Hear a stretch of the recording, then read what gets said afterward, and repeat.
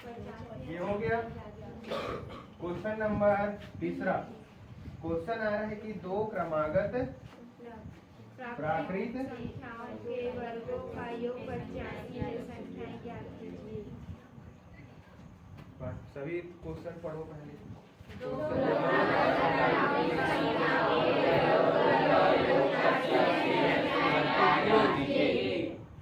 दो क्रमागत प्राकृत संख्याओं के वर्गों का योग कितना है? 85। क्रमागत बोला है कि नहीं?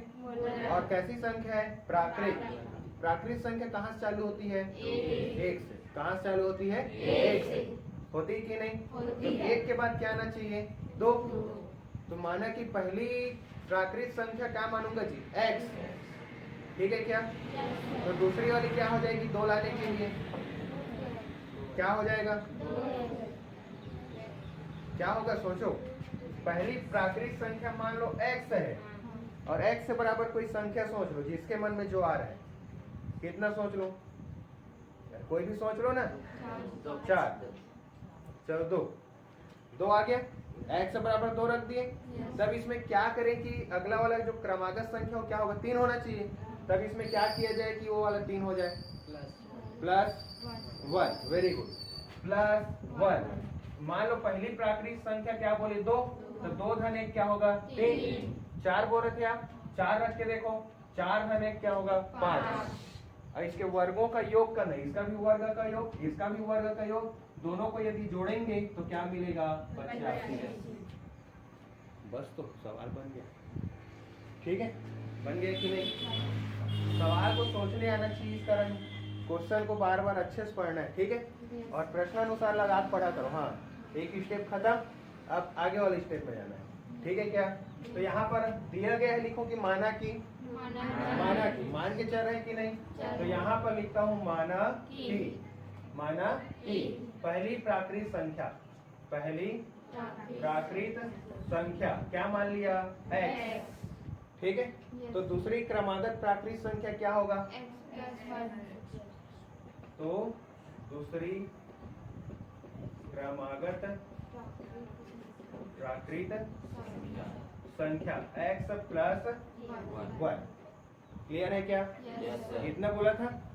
दो क्रमागत प्राकृत संख्याओं के वर्गों का योग कितना है? 85।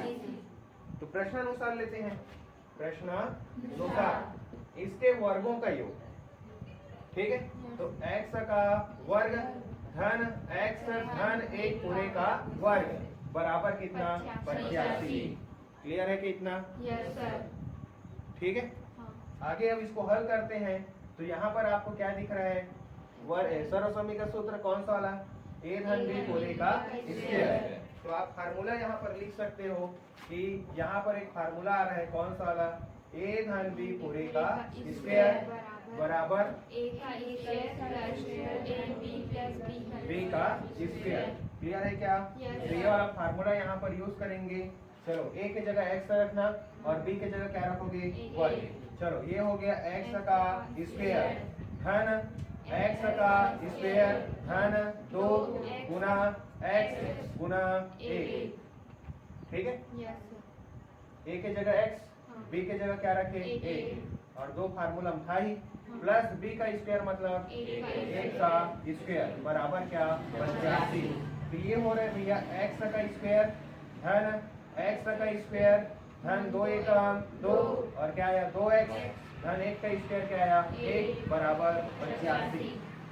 ठीक है, सेम आधार और सेम घात कौन कौन सा है? आपस में जोड़ घट सकता है।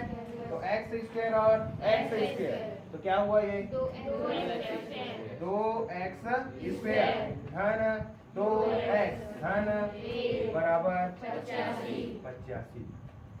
ठीक है, एक को उधर ले जाओगे क्या बनेगा? ऋण 1, तो कितना आएगा? 84। तो यहाँ पर ये आ रहा है 2x का स्क्वायर धन 2x बराबर 85 ऋण 1। तो आपको मिला 2x स्क्वायर धन 2x बराबर 85 ऋण 1 किए तो कितना आया? 84। ठीक है, आगे हल कर लोगे क्या?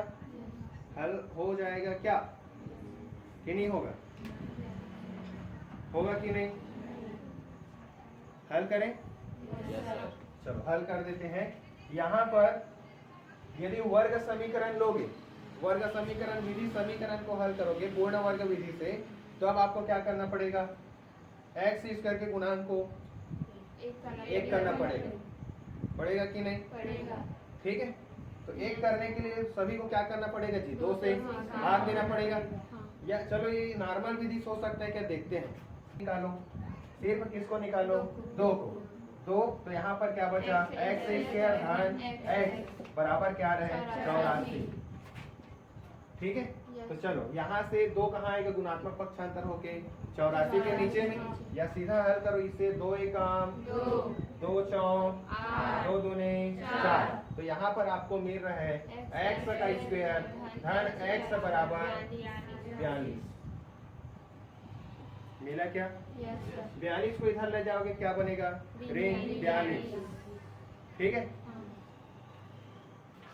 नॉर्मल से बनाएंगे तो एक्स सी को इधर लाना पड़ेगा, पूर्ण वर्ग के लिए सी को इधर रखना पड़ता है। तो इधर लाओगे क्या बनेगा? एक्स का स्क्वायर धन एक्स इधर आ क्या बना? ऋण 42 बराबर 0।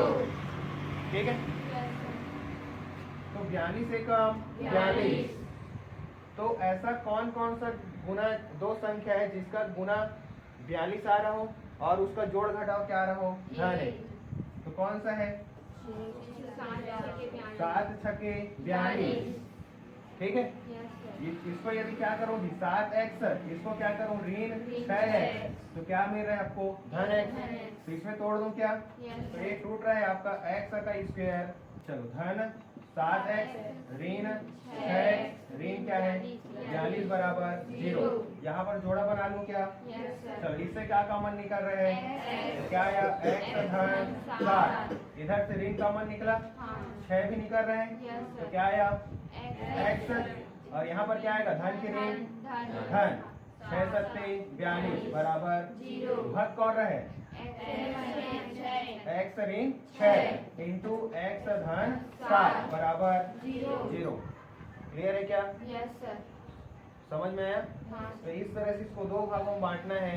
एक बार क्या लिखना है? x ऋण 6 बराबर 0, x धन 7 बराबर 0। ऐसा क्यों लिखते हैं? समझ में आया था कि नहीं?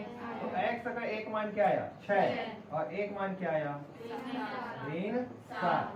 क्लियर है क्या? तो यहाँ पर कौन सा मान सही होगा? x बराबर 6 सही होगा कि x बराबर ऋण 7? बताओ। 6 कौन सही होगा? 6। भैया प्राकृत संख्या धनात्मक होती कि ऋणात्मक? तो पूर्णांक संख्या क्या होती है? धनात्मक, ऋणात्मक और शून्य तीनों होता है। तो ऋण 7 तो हो ही नहीं सकता। ऋण 7 प्राकृत संख्या होगा क्या? तो हमारा उत्तर क्या आ रहा है? 6। पहली संख्या होगा वो 6 होगा, अतः लिखना पड़ेगा ना। अतः पहली प्राकृत संख्या 6 तथा दूसरी क्रमागत प्राकृत संख्या x धन 1 मतलब 6 धन 1 बराबर क्या आएगा? 7। ठीक है, उत्तर की जांच कर लोगे? करना होगा, कर लेना। 6 का वर्ग और 7 का वर्ग क्या आना चाहिए? 85। ठीक है, 6 का वर्ग कितना? 36, 7 का वर्ग कितना? 49, कितना हो रहा है? 5, 15 है ना? 15 का 5 हासिल का 1 कितना हो गया? 8। 4 3 7 और 1 8, 85 आ रहा है कि नहीं? मतलब हमारा उत्तर क्या है? सही है।